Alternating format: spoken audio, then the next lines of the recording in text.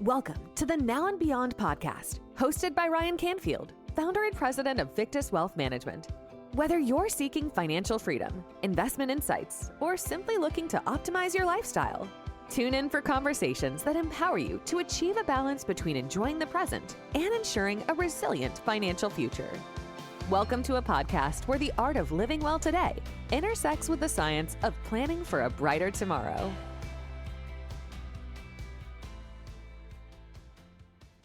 Welcome to the very first episode of the Now and Beyond podcast. My name is Ryan Canfield. I am the founder and president of Victus Wealth Management, and I am extremely excited to be doing this podcast. With this podcast, we're going to explore practical strategies. We're going to have insightful interviews, and I'm going to give you some advice to help guide you on a journey towards financial well-being while still being able to enjoy today. Let me give you a little bit of background about who I am. So I've been an advisor for about 13 years now.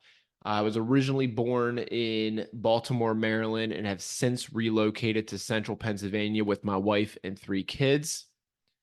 When I'm not being an advisor, I am typically found on the baseball field. I coach my son's travel team, which takes up a lot of my time, but it is something I really enjoy doing. I've been in the financial industry since I was in college. I started off in banking as a teller. Upon graduating, I decided that, banking wasn't for me. I really wanted to be a financial advisor and help people plan for the future. So actually, my senior year of college, I interned with a financial advisor who later became my business partner in the first firm that I had helped start, which we started back in 2017. It was myself and 2 other partners. And then fast forward to December of last year in 2023, I decided to go out on my own and launch Victus Wealth Management. I have a big focus on financial planning and life planning. I really want to help you live the life you've always dreamed. I'm extremely passionate about financial wellness. Financial wellness is not taught in schools the way that it should be. So kids are graduating from high school. They don't know how to write a check. They don't know how to balance a checkbook. They're getting all of these credit card offers in the mail, and they want to go and apply for them because they think, hey, here's a credit card. I can use this. I can spend money and buy things that, I can't really afford.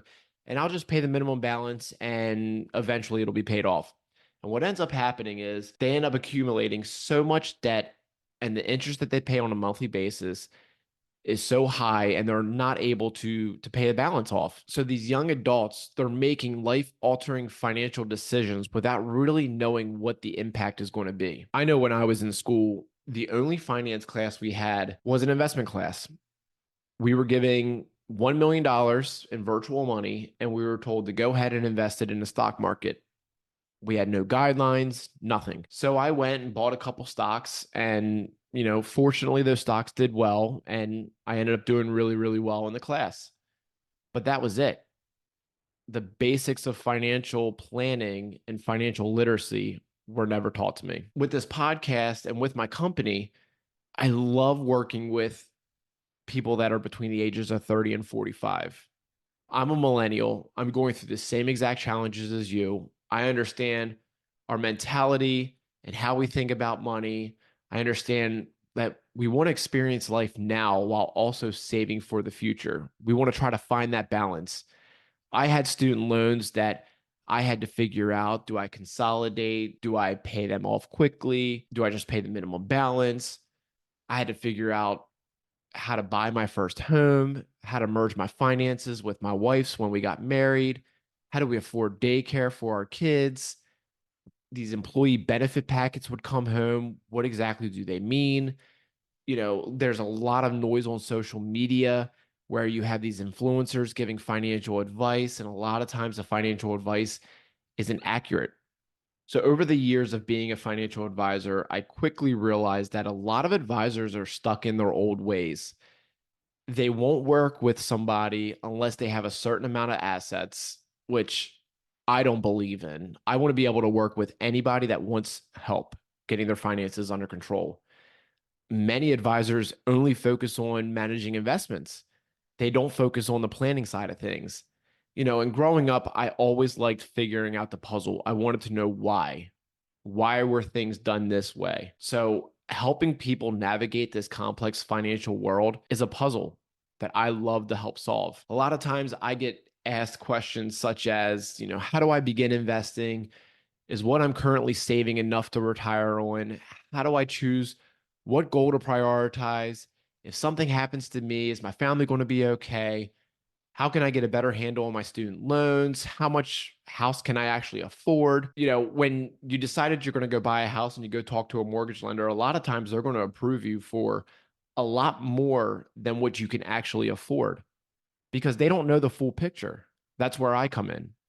I help you figure out how much house can you actually afford. So when someone decides that they want to work with me, we always start with a free consultation. It's a very quick 15-minute conversation where we just get to know each other. We get an understanding of what your goals are, what you're looking to do, what you want with a financial advisor, and I explain my process to you. After that, we have what's called the Get Organized meeting. It's where we sit down, we review your financial data, and we discuss your goals and your values. Then we move on to the vision meeting. This is where we begin to explore the possibilities and prioritize what is important to you about your financial future. And then we review the recommendations and the steps to help you work towards your goals. And we do this every single year. I basically become like your accountability partner. So when I first sit down with somebody, I always get asked, why am I a financial advisor? And there are two stories that really explain why I do this. The first is my brother. So not a lot of people know this, but my brother has a disability. He has special needs. Growing up, I remember my parents worked with this financial advisor and they received some bad advice that resulted in my brother losing his eligibility for a government program. I watched the stress that my parents went through trying to figure out what went wrong, how did this happen, especially since they had this trusted professional that didn't actually take the time to really learn about my family. And a mistake that she made ended up causing him to lose his eligibility for this program. Now, fortunately, my parents were in a position where they didn't have to take advantage of this program, but God forbid if something would have happened to one of my parents or both of my parents, my brother would have needed that assistance from that program. And here he was no longer eligible for it. So my parents spent a lot of time and a lot of money with attorneys trying to get him back enrolled into this program. And after many, many years and hard work and sleepless nights, they were able to finally do it. So seeing that at such a young age and seeing the stress that it put on my parents, you know, I felt helpless because there was really nothing that I could do. I was still a child, but it left a really lasting impact, which helped shape the person that I am, who I am today. The second story happened a few years ago. I had this client who, husband and wife, absolutely fantastic couple, both still working. They've been saving a ton of money throughout their working careers, and they pushed off traveling until retirement. They were of that mindset, and their previous advisor told them that they had to save every single penny if they wanted to be able to retire. This advisor was telling them that Social Security was going away. They weren't going to have it to rely on. So they just had to save all their money. So by doing that, they pushed off all of their experiences that they wanted to do. Fast forward a couple years later, they're contemplating retirement. I'm telling them that yes, you have enough money to retire. You have enough money to do the experiences that you want to do. And they were ecstatic. 3 months after we had that conversation, the wife was diagnosed with cancer. This was, I believe, the second or third fight with cancer that she's experienced. It completely derailed the whole entire plan that we had. Unfortunately, she ended up passing away shortly after she retired. So now, working with the husband, they have all of this money and he doesn't want to travel. He doesn't want to travel. He doesn't want to do the things that they had originally planned because he doesn't want to do it without his wife. And his comments to me, he always says, I have all this money. For what? We were supposed to go to Italy. We were supposed to take our family to Disney. We were supposed to do this. We were supposed to do that. And now none of it means anything. It's one of the hardest conversations that I've had. From that day on, I have completely changed my mindset with how I think about money. So many people have received that advice, especially the younger generation from our parents, that we have got to save every single penny that we have. Nobody's going to take care of us in the future. We have to take care of ourselves. Some of that may be true, but at the same time, we still have to experience life today. In some people's eyes, going to Disney might not be worth it. If you have a family of 4, you could easily spend $10,000 taking your family to Disney. But for some people, spending that $10,000 to go to Disney with your family is worth it. It can be considered an investment. My wife and I did this a couple years ago. We took our family, at the time, it was my wife, me, my son, and my one daughter. We had just found out my wife was pregnant with our 3rd child. But we took our family to Disney, and it was a lot of money. But to this day, we still talk about the experience that we had there, and the kids begged to go back.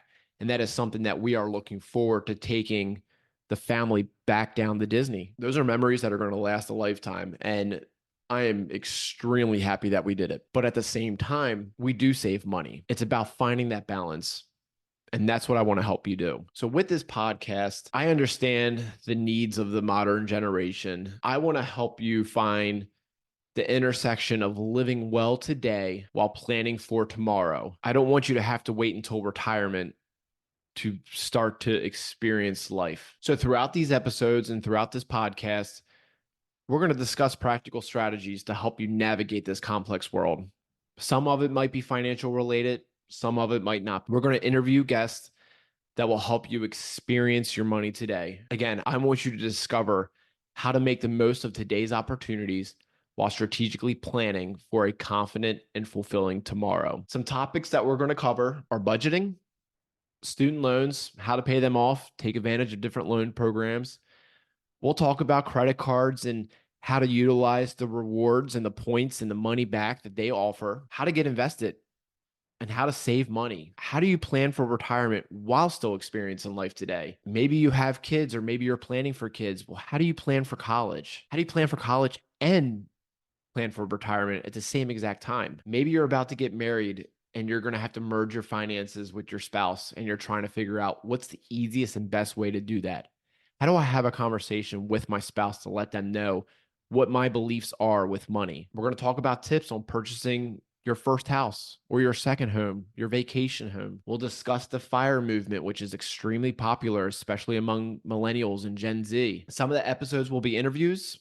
Some episodes will be just me giving advice and discussing strategies. So I really want to thank you guys for tuning in. I appreciate the support. I encourage feedback. And if you have suggestions for future episodes, please reach out to me. I'll have my social media in the show notes. Connect with me on social media. You can find me on YouTube. Let me know what you want to hear. Let me know what you want to discuss. I'm looking forward to sharing this podcast with you. Stay tuned for the next episode. The opinions voiced in this podcast are for general information only and are not intended to provide specific advice or recommendations for any individual. To determine which strategies or investments may be suitable for you, consult the appropriate qualified professional prior to making a decision. Securities and advisory services offered through LPL Financial, a registered investment advisor. Member FINRA SIPC.